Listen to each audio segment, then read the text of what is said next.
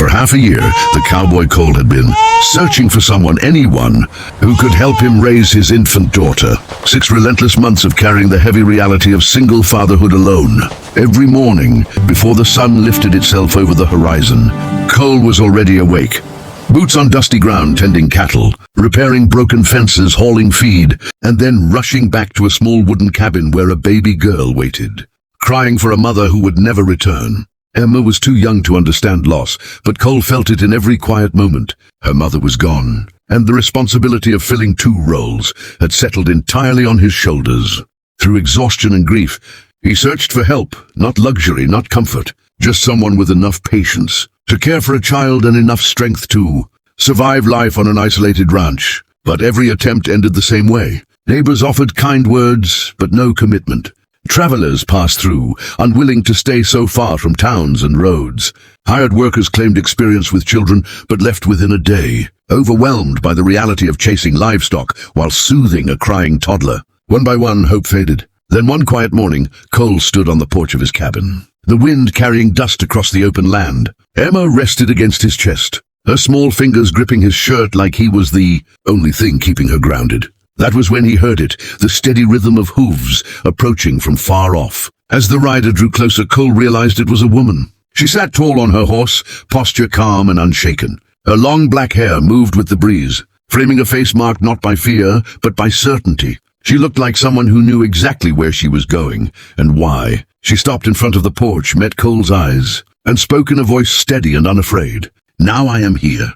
The words struck him so deeply that he nearly forgot to breathe. It felt like the answer to a prayer he hadn't known how to speak. Still, Cole was a careful man. Silence stretched between them as he adjusted, Emma in his arms, and studied the stranger more closely. The woman wore traditional buckskin clothing, decorated with intricate beadwork, clothing that spoke of heritage, resilience and survival. She didn't look like someone who would run from hardship, yet Cole asked the question that had to be asked. Who was she, and why had she come so far? No one traveled this deep into the land without purpose. She told him her name was Ayana. She had heard about a cowboy raising a child alone, heard about a baby girl growing up without her mother, heard about a man who carried more weight than he would ever admit. Ayana said she knew loss too. She understood that children needed more than shelter. They needed patience, presence and strength. She believed she could offer those things if Cole would let her. His throat tightened. He had wanted help for so long, but trusting a stranger felt like stepping into unknown waters. Still, there was something in her voice, something honest, grounded, unshakable. So Cole invited her down from her horse and into the shade of the porch. Emma stared at Ayana with curious eyes. The woman didn't force a smile or make exaggerated gestures. She simply nodded softly, acknowledging the child, as if speaking a language without words.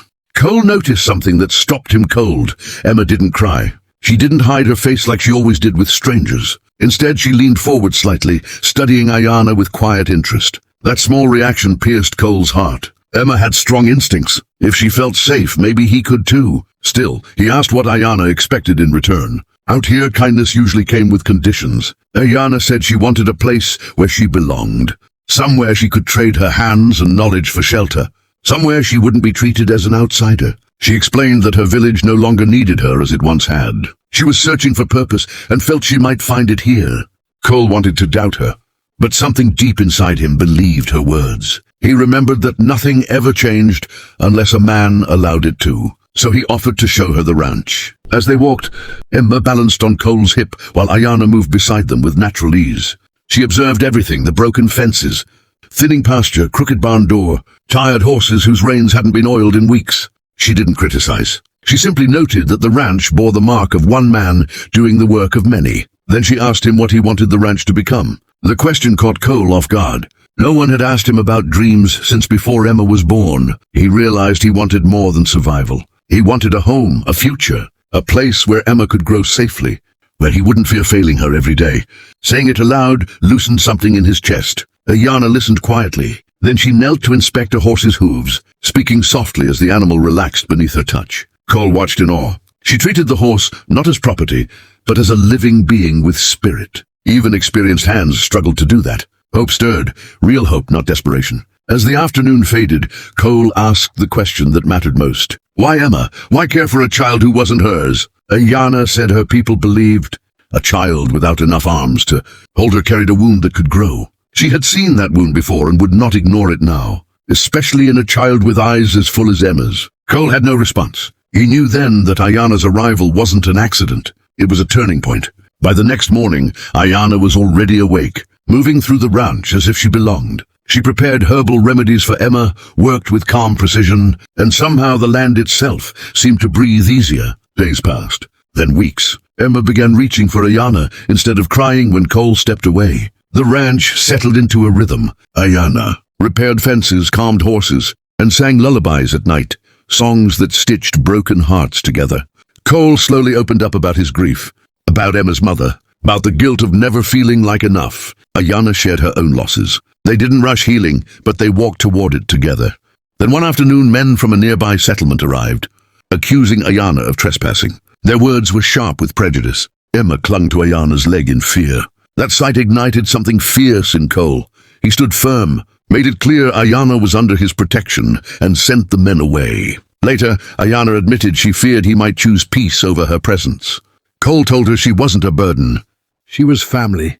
That night, under a sky filled with stars, Cole watched Ayana hold Emma as she slept. And he knew he was no longer alone. What began as a desperate search ended as something far greater. 3 lives, once broken and drifting, now bound together, not by blood but by choice, healing, and the promise that none of them would face the world alone again.